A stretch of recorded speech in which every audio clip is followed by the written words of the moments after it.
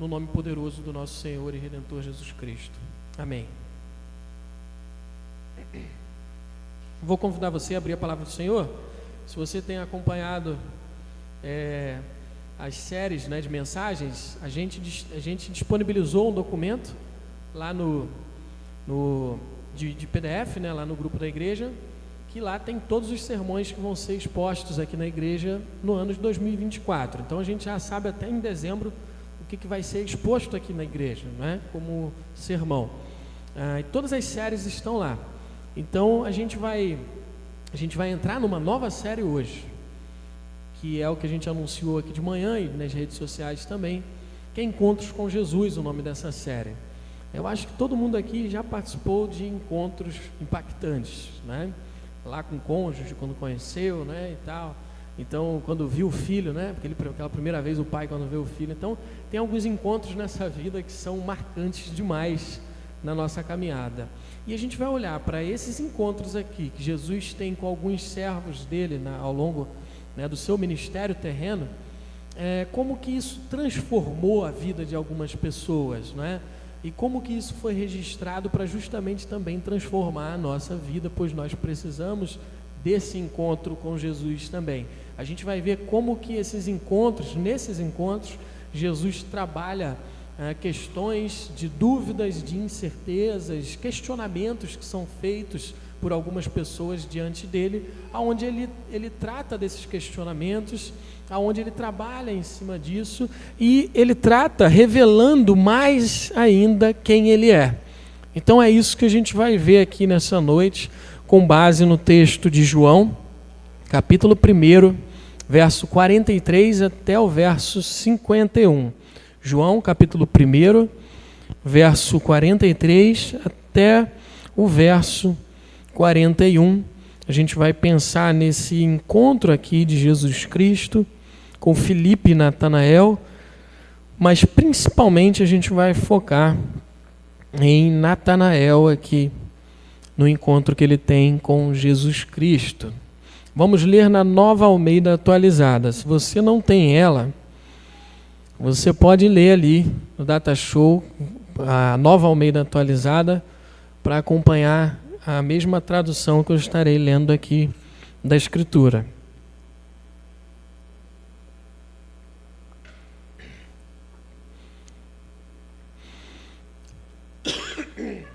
João capítulo 1, verso 43 ao verso 51, diz assim a palavra do nosso Senhor.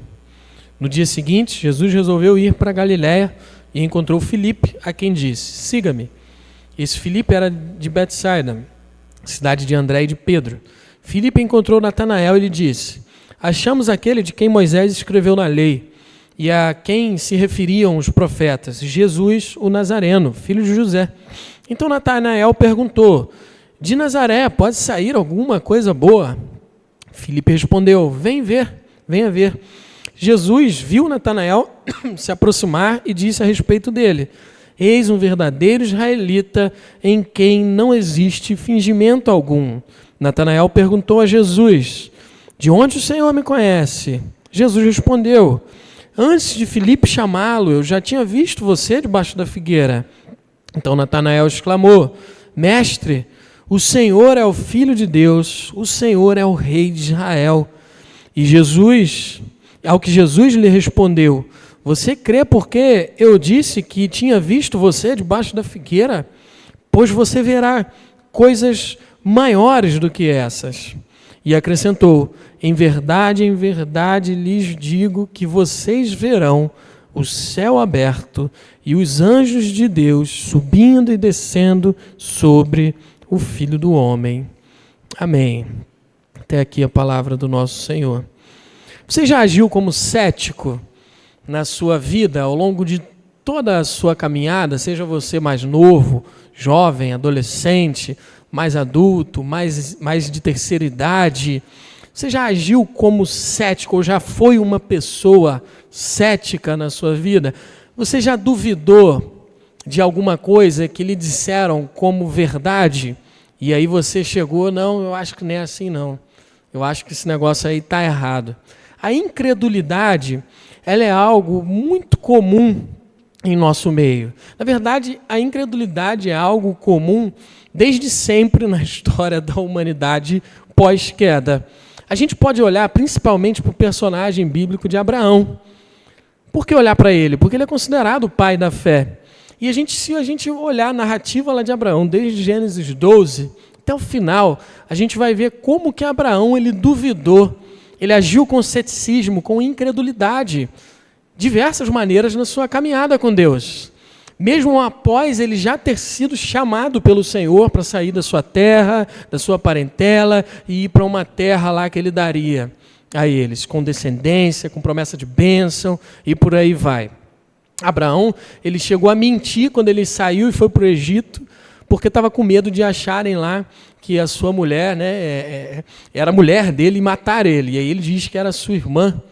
Né? Então ele mente com medo de ser morto, talvez. Tomarem a mulher dele, matarem ele e tudo mais.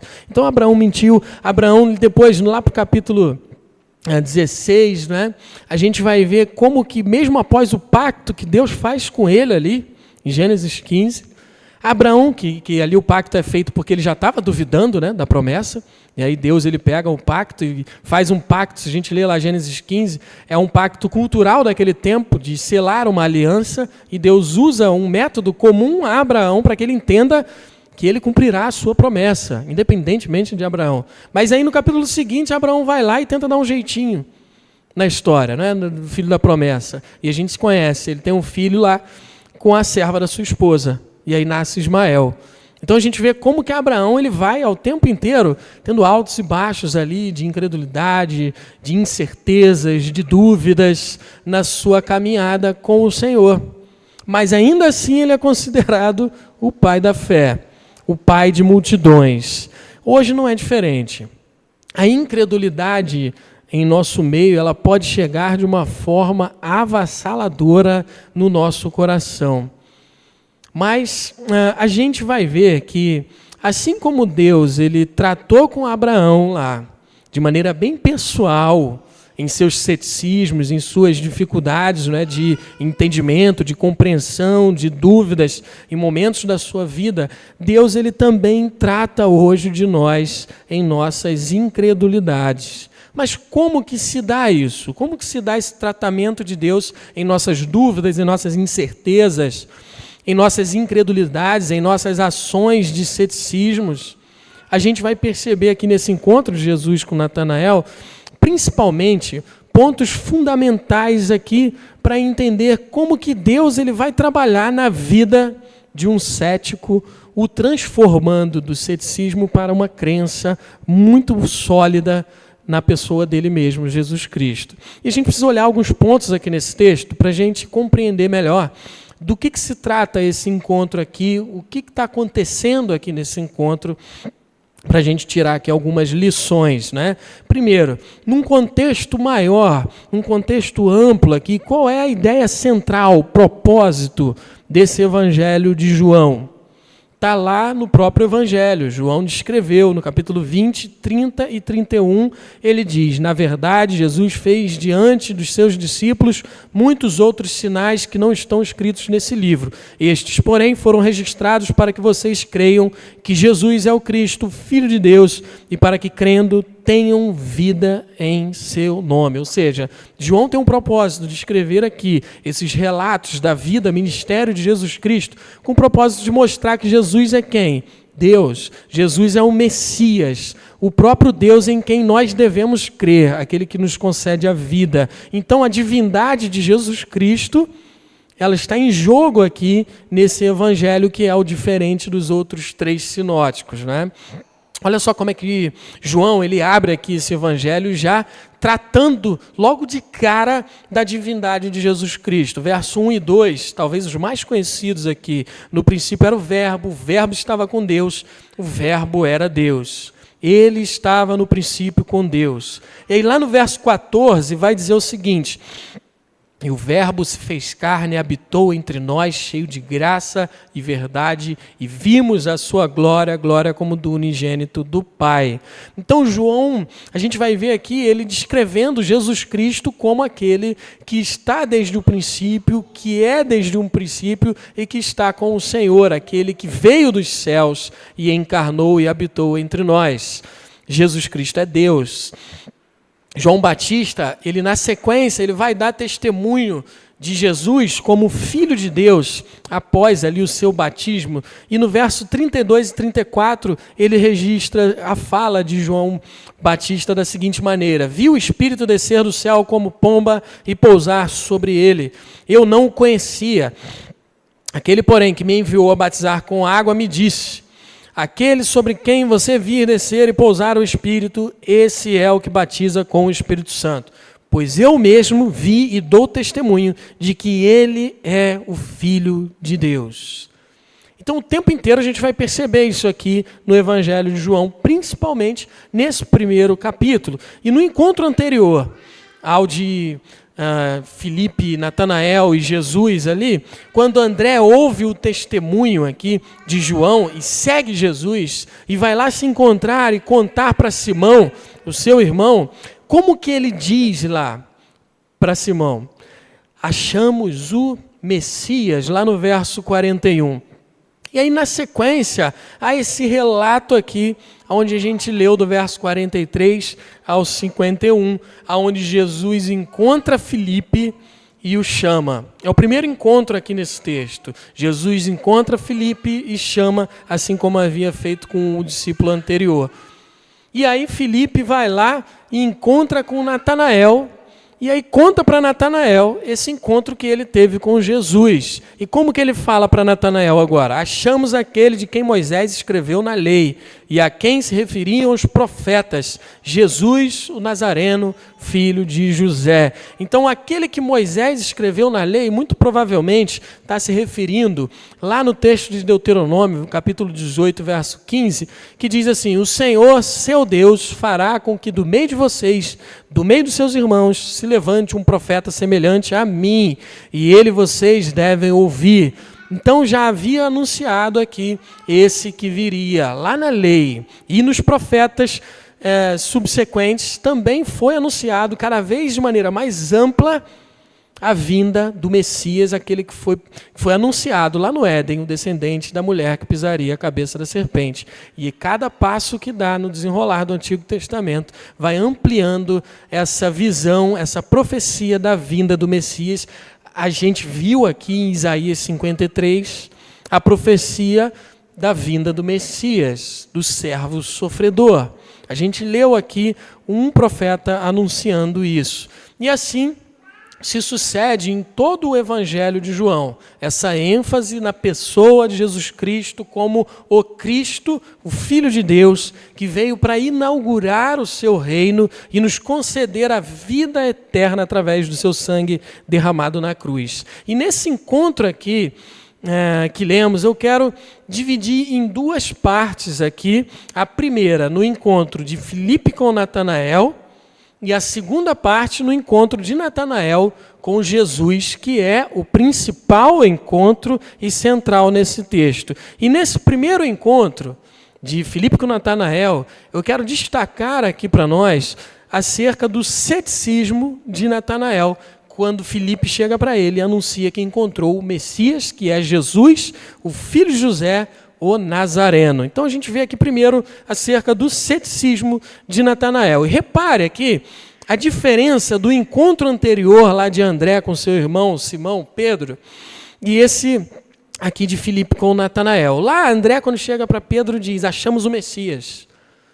E ele automaticamente, como judeu, ele sabia do que se tratava, de quem era o Messias. Ele conhecia a lei, ele era judeu. E aí ele não questiona.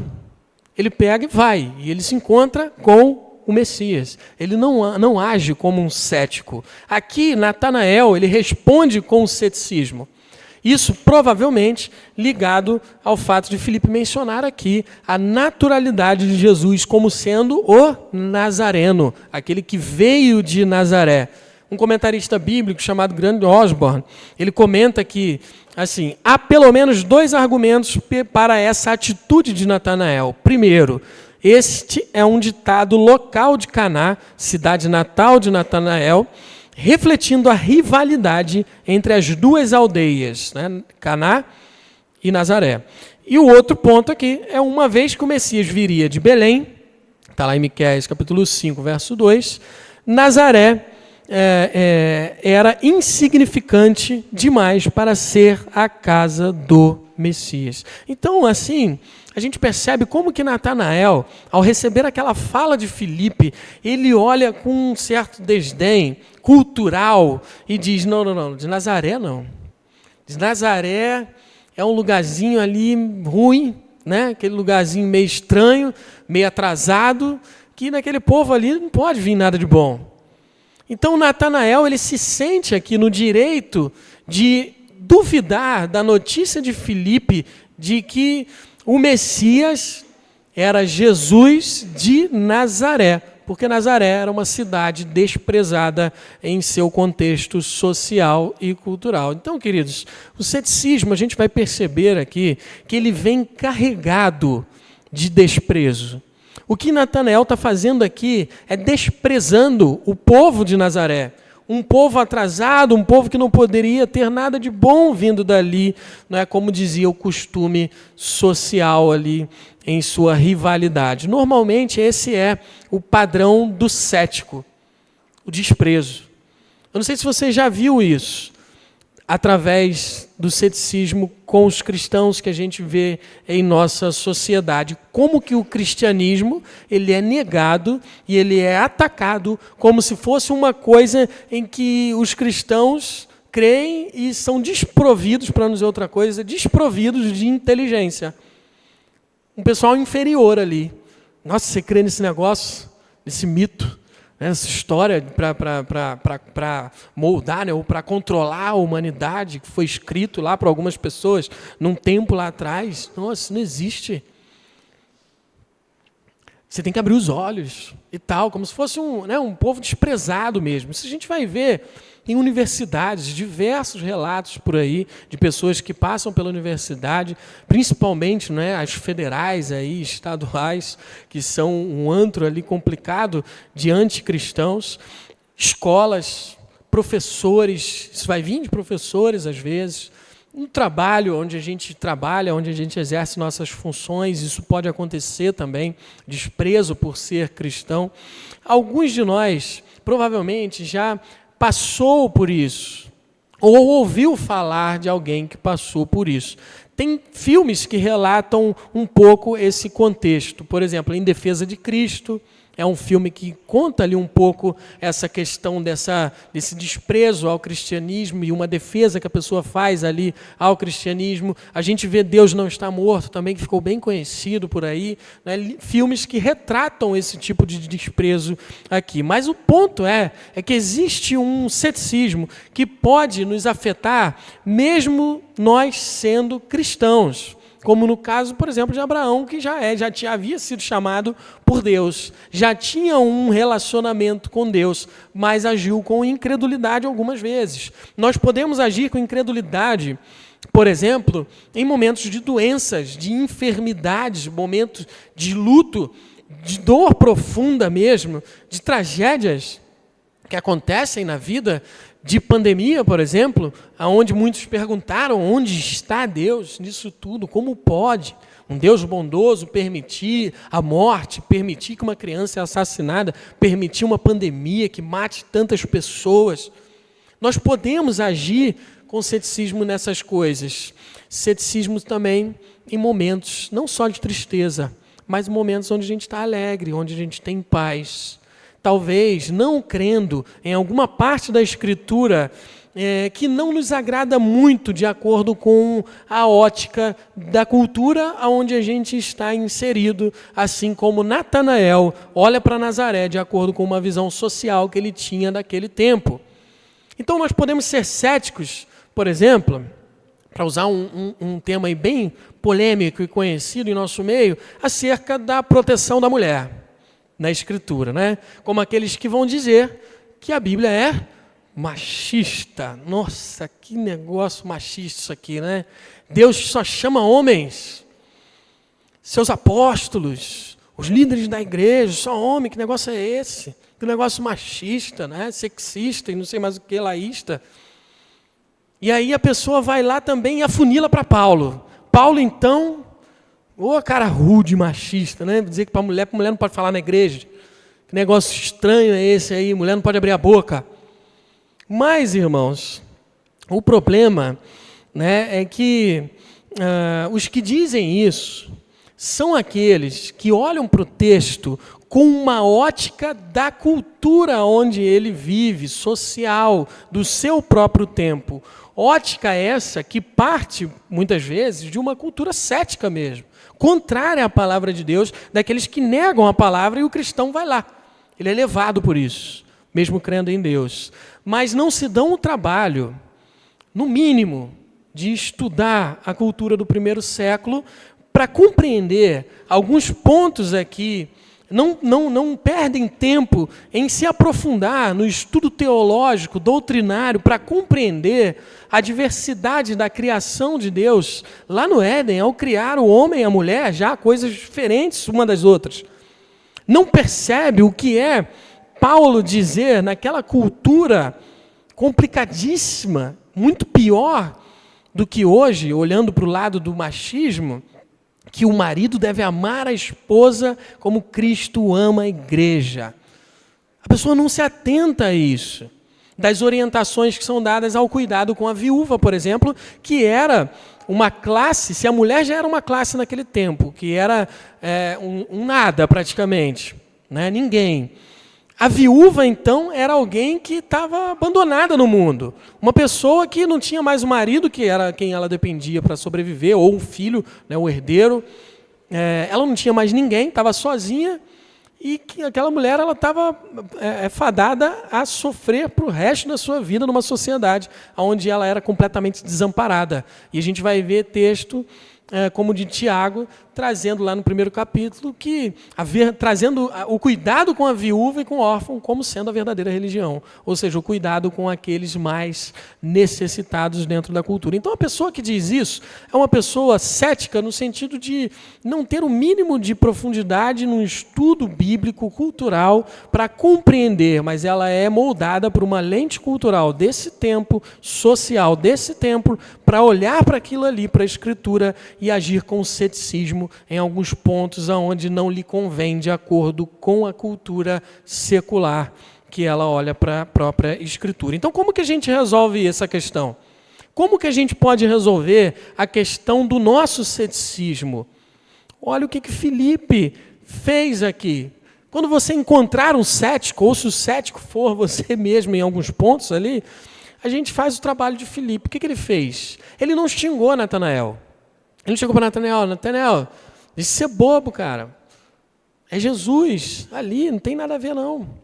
Ele não chegou e falou que Natanael não era inteligente, por exemplo. Ele não retribuiu Natanael em sua incredulidade. Ele simplesmente disse: "Vem ver." Só isso que ele fala.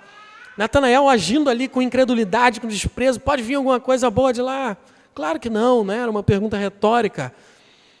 E Filipe chega para ele: "Vem cá e vê então." Porque Filipe tinha total convicção de que ele encontrou de fato o Messias. E que ele era o único que poderia mudar o quadro cético de Natanael, mais ninguém. Filipe mesmo não poderia. Então ele não tenta com argumentos profundos, filosóficos, com profunda retórica. Ele não tenta usar de meios e artifícios para convencer Natanael. Ele simplesmente pega Natanael: "Vem cá e vê. Olhe para Jesus, conheça Ele, é Ele que vai tratar do seu ceticismo." Então, o nosso trabalho é esse: apresentar a Cristo para o cético, apresentar a Cristo para nós mesmos, rotineiramente, conhecendo mais e mais de quem é Jesus Cristo. E o segundo encontro aqui é Jesus com o cético, ou cético com Jesus. A gente vê como que Filipe consegue. Ele leva Natanael lá até Jesus, mas olha que interessante. O natural, quando você vai levar uma pessoa e apresentar essa pessoa a outra, É você chegar, né, outra pessoa está ali, você está levando uma aqui para conhecer aquela, você chega lá na outra pessoa e fala, aqui, fulano, esse aqui, né, ô, Jesus, esse aqui é Natanael, né, Natanael, esse aqui é Jesus. Mas não, o que o texto diz aqui? Que quando Jesus vê Natanael se aproximando, Jesus já se antecipa a ele e fala, eis um verdadeiro israelita em quem não existe fingimento algum. É como aquela pessoa, né, que você está chegando perto, ela já de longe, ela já fala contigo, mais alto, e você, né, já vê, ela te quebra, não é, ali. Então o que Jesus faz aqui com Natanael é quebrar ele. Antes dele chegar perto, ele já fala, eis um verdadeiro israelita em quem não há fingimento algum. E Natanael, ele fica assustado, porque ele não sabia quem era aquele homem. Ele nunca tinha visto aquele camarada lá, que falou que ele é um israelita e tudo mais, e que não tinha fingimento nele, por mais que fosse um elogio que Jesus está fazendo aqui. Mas Natanael pergunta, de onde esse homem conhece? E aí Jesus vai responder aqui de maneira fantástica, rasgando o coração de Natanael, o coração cético, cortando ele ao meio aqui. Antes de Filipe chamá-lo, eu já tinha visto você debaixo da figueira. Então Jesus, ele sabia aonde Natanael estava, o que ele estava fazendo, e isso dentro do tempo. É como se ele tivesse dito a hora que ele estava fazendo aquilo ali, pouco antes de Filipe ir lá e te chamar. Então Jesus não só sabia onde ele estava, o que ele estava fazendo, mas a hora que ele estava fazendo aquilo ali, que foi logo antes de Filipe chegar lá nele. E ele sabia que Filipe também tinha chegado nele lá. E isso aqui, irmãos, é espetacular na dupla natureza de Jesus Cristo, humana e divina. É, em certa medida, para nós até incompreensível, inescrutável, como que Jesus estava ali, perfeitamente homem, carnal ali, de carne, encarnou mesmo, e chega para Natanael e fala, eu sei que você estava lá na figueira antes de Filipe te chamar e tudo mais, lá debaixo da figueira. Isso aqui é fantástico, irmãos. E aí o grande Osborne, ele comenta a reação de Natanael aqui, dizendo o seguinte, Natanael prova que Jesus está certo ao dar um salto espantoso de fé e compreensão da verdadeira natureza e estatura de Jesus. Ele chama Jesus de Rabi, como fizeram os dois no versículo 38. Mas depois ele vai ainda mais além, chamando-o de um modo que ninguém nem sonharia em usar, até mesmo em se tratando de um rabi, quando ele chama Jesus de Filho de Deus e Rei de Israel. Ele vai além de André e de Filipe, que reconheceram Jesus como o Messias. Ou seja, depois de Jesus quebrar, rasgar o coração de Natanael, mostrando para ele a sua divindade, aquele que disse com desprezo, poucas horas ou minutos, pouco tempo antes ali, de que Nazaré não poderia sair nada de bom, ao encontrar o Nazareno, ele é desarmado, profundamente ferido, ao ponto de exclamar algo maior do que o que próprio Filipe apresentou a ele.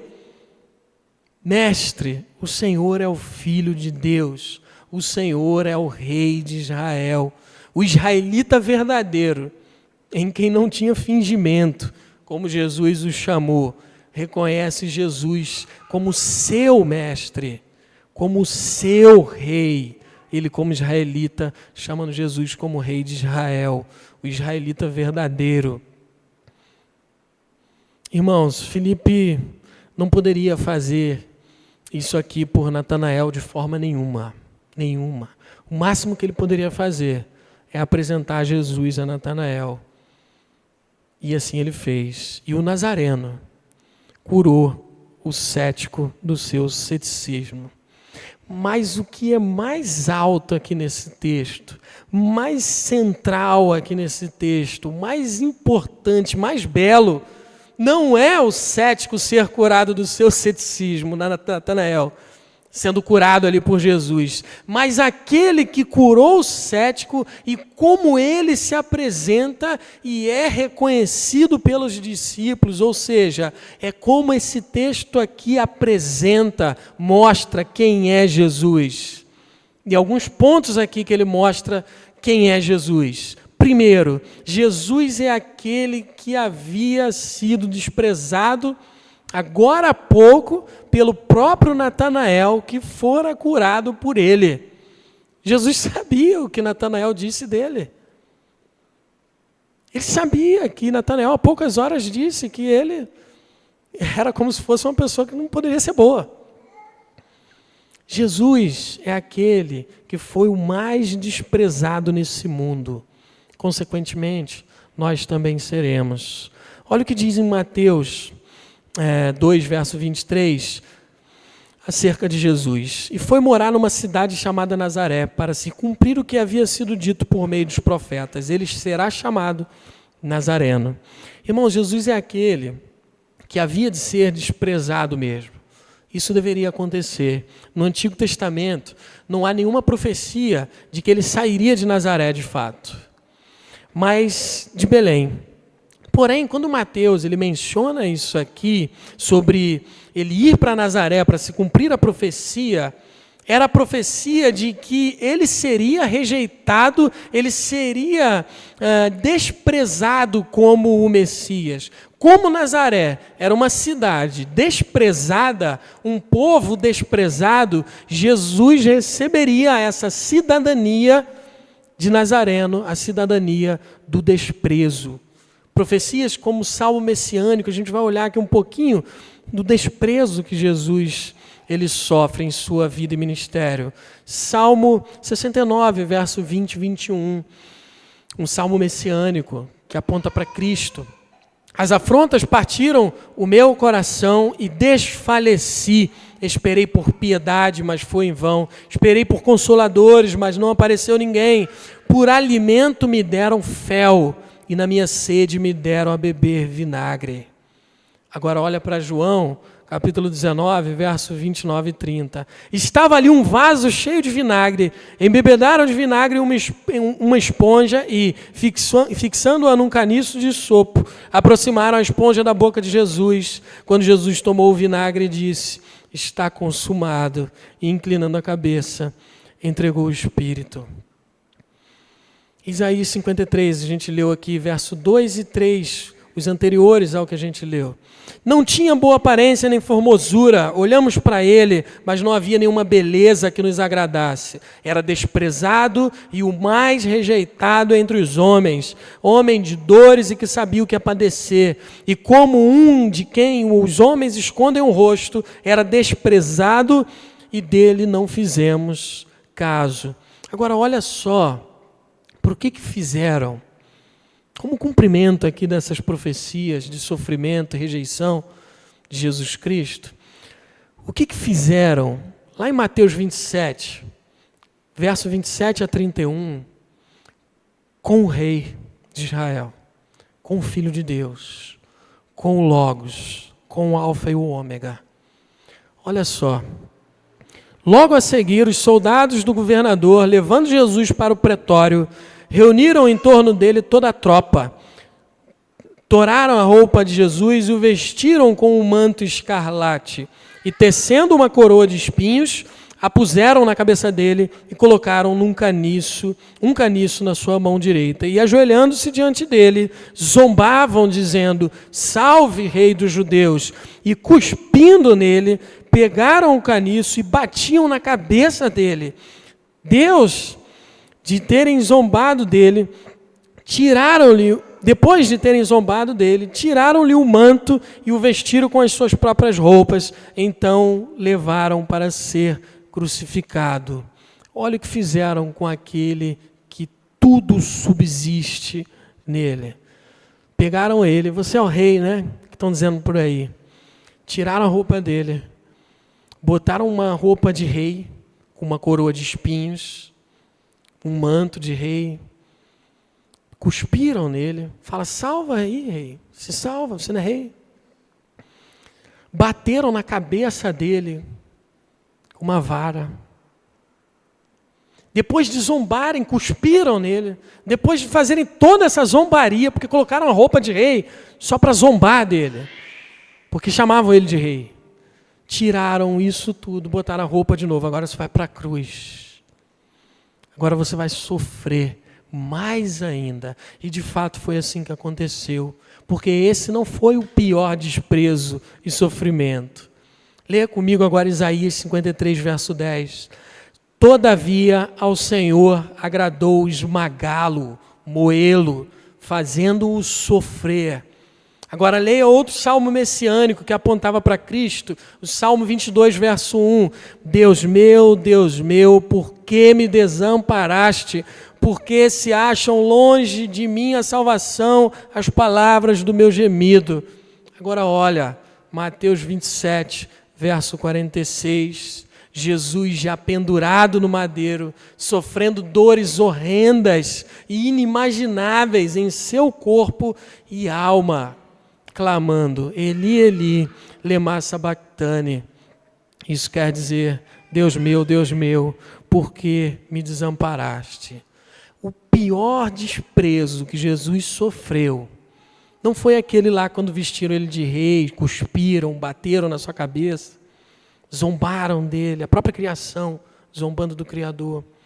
Mas foi o próprio desprezo do Pai, na cruz do Calvário, que momentaneamente, ali naquele período da cruz, o abandonou, o desprezou, porque Jesus tomou sobre si o desprezo do Pai, que era para cair sobre mim e você. Você consegue compreender como que Deus, Pai, Ele abandona o próprio Filho? Como que o Deus Filho, Ele abandona a sua glória nos céus e vem em humilhação e sofre esse abandono do próprio Pai Celeste? Tudo isso para restaurar aquilo que estava perdido, o nosso relacionamento com Deus, o nosso ceticismo, o nosso desprezo por Deus. Agora pense, nós desprezávamos a Deus. E desprezávamos a Deus sem razão, irmãos. Não tem motivo para Deus receber desprezo nosso. Mas ainda assim nós desprezava o Senhor. E nós que merecíamos total desprezo do próprio Deus pela eternidade. Mas nós recebemos misericórdia e graça. Mas não só isso. Ele direcionou o seu desprezo para o seu próprio Filho. Desprezo que cabia a nós por merecimento. Ele deu ao seu Filho, que não merecia, mas recebeu o desprezo imerecido em obediência ao Pai e amor a nós, para que recebêssemos a graça e a salvação imerecida pela obra de Jesus Cristo na cruz do Calvário. Ele é o servo sofredor, aquele que foi desprezado. Ninguém, por mais desprezo que nós soframos nesse mundo como cristãos, chega aos pés do sofrimento e desprezo que Jesus sofreu. Mas aqui ele aponta também como o Filho de Deus, que a própria fala de Natanael quando encontra, Senhor, Tu és o Filho de Deus. E é interessante que nesse texto aqui, desse encontro, ele descreve aqui as duas naturezas de Cristo, humana e divina. Quando fala lá do filho de José, a natureza humana de Jesus como filho de José, ele está falando ali, está se referindo, e a natureza divina quando fala de filho de Deus, no mesmo texto, e que ele comprova mostrando para Natanael que sabia onde ele estava, o que ele estava fazendo e a hora que estava fazendo.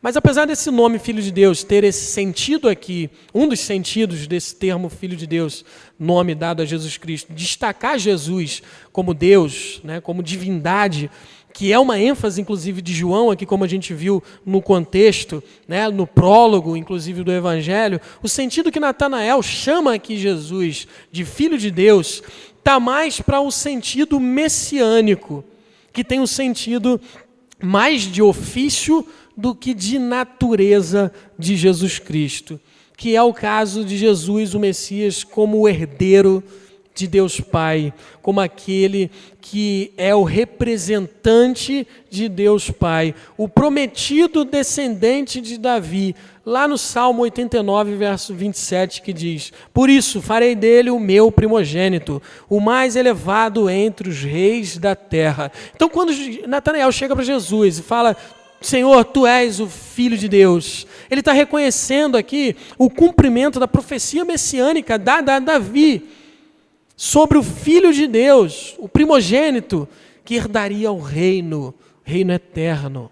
É isso que ele está dizendo aqui, por isso que ele diz na sequência: o Senhor é o Rei de Israel, que lá na visão, lá de João, em Apocalipse, é descrito da seguinte maneira, a gente leu, capítulo 1, verso 5, e da parte de Jesus Cristo, fiel testemunha, o primogênito dos mortos e o soberano dos reis da terra. Agora, sabe o que é mais enigmático aqui nesse texto? Acerca de quem Jesus é o que o próprio Jesus diz acerca dele mesmo. Ele diz para Natanael, depois de Natanael maravilhado ali, quebrantado, dizer: Senhor, o Senhor é o Filho de Davi, o Senhor é o Rei de Israel. E ele olha assim para Natanael: que isso, Natanael? Está emocionado, né? Como a gente diz, está muito emocionado. Fica calma aí, cara. Só porque eu disse onde você estava, só porque eu disse o que você estava fazendo, você já está dizendo isso. Fica tranquilo que você vai ver muito mais. Isso aí não é nada comparado com o que vai acontecer. E aí, meus irmãos, o que ele diz aqui é que, em verdade lhes digo, vocês verão o céu aberto e os anjos de Deus subindo e descendo sobre o Filho do Homem. Irmãos, o que Jesus faz aqui é algo extremamente fascinante. É brilhante o que ele fala aqui para aqueles israelitas que o aguardavam, que aguardavam um Messias e sabiam da história, inclusive a história de Jacó. Nesse texto que lemos, Jesus aqui, esse texto faz duas referências, Jesus, né, a Jacó. Primeira, no verso 47, comparado lá com Gênesis 27, quando Jacó engana lá o seu pai para receber a bênção do primogênito e tudo mais, né, o Jacó enganador. E Jesus chama Natanael daquele israelita verdadeiro, em quem não há fingimento, como aquele lá, Jacó, que agiu com fingimento, lá atrás. Esse é um verdadeiro, e esse não tem fingimento. A referência que Jesus faz com Jacó. A segunda é aqui, nesse verso 51, que compara lá a referência com Gênesis 28, verso 12, que diz lá a visão de Jacó. Eis que estava posta na terra uma escada, cujo topo atingia o céu, e os anjos de Deus subiam e desciam por ela, e eis que o Senhor estava perto dele. Repare aqui nessa visão de Jacó, lá em Gênesis 28, 12, a posição da escada. A escada está posta na terra. E no hebraico a gente vai ver isso mais claro, como que a ideia ali do texto é uma escada que foi colocada de cima para baixo. Não é uma escada igual a gente pega hoje aqui e coloca, né, de baixo para cima para subir. Ela foi colocada de cima para baixo. Não foi a gente que colocou a escada. Foi Deus que colocou aquela escada ali. O que Jesus já estava aqui anunciando para os seus discípulos que o significado da sua vinda na terra, a encarnação do Verbo eterno, é o reino de Deus que foi fechado a nós lá no Éden, por conta do pecado e da queda de Adão, está se abrindo novamente em Cristo Jesus. E alguns viram esse céu aberto aqui. Alguns viram, tiveram esse riquíssimo privilégio de ver isso aqui, de maneira literal até. Mateus, capítulo 17, a transfiguração. Seus discípulos viram aquele negócio magnífico ali. Atos 1, verso 9, a ascensão de Jesus. Depois de ter dito isso, Jesus foi elevado às alturas à vista deles e uma nuvem o encobriu dos seus olhos. Estevão, no seu martírio, quando ele estava sendo apedrejado ali pelo fato de ser cristão. Capítulo 7, verso 55 de Atos, diz assim: mas Estevão, cheio do Espírito Santo, fitou os olhos no céu e viu a glória de Deus e Jesus que estava à direita de Deus. Que visão magnífica essa aqui do céu aberto que Estevão teve. Algo que nenhuma beleza desse mundo, por mais que a natureza seja bela, belíssima, vai se comparar com isso aqui. Jesus abriu novamente o acesso que estava fechado. E Calvino vai concluir da seguinte maneira: finalmente, a suma desta passagem consiste em que, embora toda a raça humana estivesse excluída do reino de Deus, o portão celestial está agora aberto a todos nós, de modo que somos concidadão dos santos e companheiros dos anjos, e que eles, designados guardiães de nossa salvação, descem daquele bendito repouso da glória celestial para amenizar nossas misérias. Aquilo que Jacó viu num sonho apontava para esse Messias aqui, que se apropria dessa história e anuncia que ele é aquele, por intermédio de qual a gente recebeu acesso novamente aos céus, acesso que tinha sido perdido. E Jesus fecha se identificando como o Filho do Homem. E para compreender isso aqui, a gente precisa ler de novo Daniel 7, verso 13 e 14. Eu estava olhando nas minhas visões da noite, e eis que vinha com as nuvens do céu alguém como um filho do homem, que ele se dirigiu ao ancião de dias e o fizeram chegar até ele. Foi-lhe dado o domínio, a glória e o reino para que as pessoas de todos os povos, nações e línguas o servissem. O seu domínio é domínio eterno, que não passará, e o seu reino jamais será destruído. Ou seja, Jesus está dizendo aqui que ele é aquele lá, predito numa visão a Daniel, que veio do céu como filho do homem, que recebeu o domínio, a autoridade, a glória, o poder soberano sobre todas as nações desse mundo. Ele é aquele que viria para inaugurar o reino final de Deus, em que ele reinaria eternamente.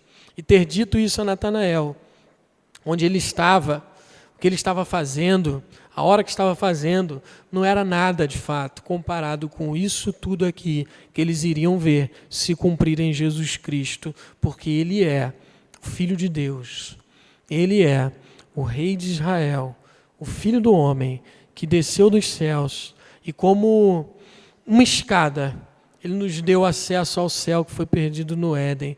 Glorificado seja o nome deste Senhor e Rei, Jesus Cristo. Para concluir, irmãos, a gente pode descansar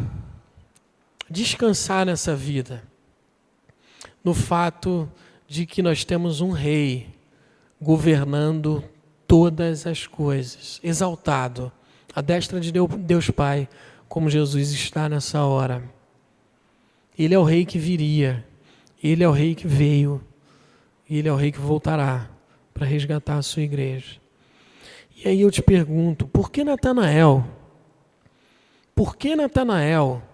saiu de um ceticismo para uma crença de reconhecimento de Jesus, maior até do que a que Filipe e André fizeram anteriormente? Por quê? Porque ele teve um encontro impactante com esse Jesus, porque ele foi encontrado por esse Jesus e teve o seu coração ferido pela realidade de quem Jesus é. Então, irmãos, quanto mais a gente conhece a Jesus, mais o nosso ceticismo ele é quebrado, ele vai embora, nossas dúvidas, incertezas, medos, anseios, tudo isso é destruído cada vez mais, quanto mais a gente conhece pessoalmente, não é teoricamente, pessoalmente quem é Jesus, através de um relacionamento real com o nosso Senhor. Portanto, Conheça a Jesus cada vez mais. Se relacione com Ele, com fervor, com empenho, com uma coisa mais importante da sua vida, porque esse é o relacionamento mais importante da sua vida. Mais importante do que o seu relacionamento com o cônjuge, com os filhos, com seu pai, com seus irmãos, com quem for. É o seu relacionamento com Jesus Cristo. Nada substitui isso. Porque se outro relacionamento é mais importante do que esse na sua vida, você está se relacionando de maneira errada, não só com Jesus, mas com a pessoa que você coloca no lugar dele. Porque isso é idolatria. Então se relacione com Ele. Busque relacionamento com Ele, mais até do que qualquer relacionamento que você busca nessa vida. Não que a nossa busca de relacionamento com Jesus, de estreitar os nossos laços de intimidade com Ele, seja motivados talvez por a gente querer se relacionar melhor com os outros. Por exemplo, eu estou com o meu relacionamento lá no casamento ruim. Eu quero me relacionar melhor com a minha esposa. E aí eu vou buscar Jesus para me relacionar melhor com a minha esposa. Qual a motivação de eu ter ido buscar Jesus? É Jesus? Ou é para Ele resolver um problema na minha vida? A motivação da gente se relacionar com Jesus de maneira mais profunda, conhecendo cada dia mais esse Senhor, é motivada por um coração que foi ferido por Ele e percebeu que só vai encontrar descanso, prazer, alegria, plena paz, redenção, vida eterna nele, porque nele subsistimos, porque somos dele, assim como todas as outras coisas. O mundo é o mundo de Deus, vivemos por intermédio dele e para ele são todas as coisas, porque a Ele é devida toda a glória, todo o louvor, toda a honra, pelos séculos dos séculos. Amém. Que assim a gente possa viver a nossa vida, buscando cada vez mais esse encontro real com Cristo, para que nossos ceticismos, nossas dúvidas, incertezas, medos e anseios possam ser destruídos por Ele, aquele que pode e tem poder para destruir tudo isso, que precisa ser destruído em nossa vida. Não trate Jesus como um guru, como um gênio da lâmpada, como aquele que você vai lá pedir, como aquele que você vai se achegar a Ele para resolver um problema na sua vida, como aquele que você vai chegar a Ele para pedir alguma coisa ali que você está precisando naquela hora, seja financeira, emocional, saúde física, e por aí vai. Não lembre de Jesus só no domingo. Qual a sua frequência de leitura da palavra de Deus? Seja sincero para você mesmo. Quantas vezes você lê a palavra do Senhor? Quanto tempo você para ler a palavra de Deus na sua agenda? Quanto tempo você para orar? Que relacionamento é esse que nós estamos tendo com Jesus? Será que fomos impactados pelo Senhor, pela sua graça e seu poder? Porque o coração impactado, irmãos, ele vai tratar o Senhor Jesus como Filho de Deus, como Rei, como aquele que nos deu acesso aos céus, como aquele que reina eternamente, o Filho do Homem. Que assim possamos viver para o louvor e glória do nosso Senhor. Amém. Vamos orar.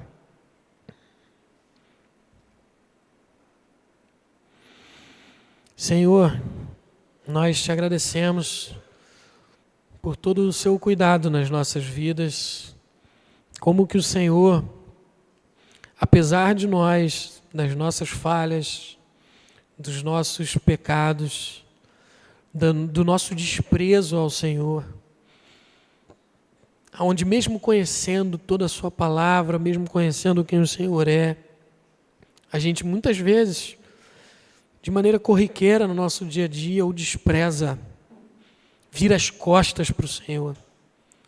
Senhor Deus, perdoa as nossas iniquidades, perdoa o nosso desprezo, a nossa vida medíocre às vezes, que queremos levar com o Senhor. Perdoa, Deus, a nossa pequeneza na fé. Perdoa, Deus, a nossa idolatria, que nos faz muitas vezes priorizar tudo nessa vida, menos a Ti, o Senhor e Rei, o Criador de todas as coisas, o motivo pelo qual estamos aqui nessa noite, vivos, respirando, aquele que nos concedeu a vida eterna, de forma que se a gente morrer hoje, a gente está com o Senhor na glória. Que a gente possa, Deus, compreender e crer com clareza, assim como Natanael foi transformado de um ceticismo para uma fé sólida, e que a gente possa viver reconhecendo todos os dias, Senhor, nos livrando do desprezo ao Senhor, vivendo como o Senhor, tendo o Senhor como Filho de Deus, tendo o Senhor como Rei de Israel, tendo o Senhor como aquele que nos abriu e nos deu acesso à eternidade. Obrigado, Senhor. Não merecíamos nada disso, absolutamente nada. Mas o Seu amor nos transformou. E pedimos que o Senhor continue nos transformando para o louvor do Teu nome. É assim que oramos no nome do nosso Senhor. Amém.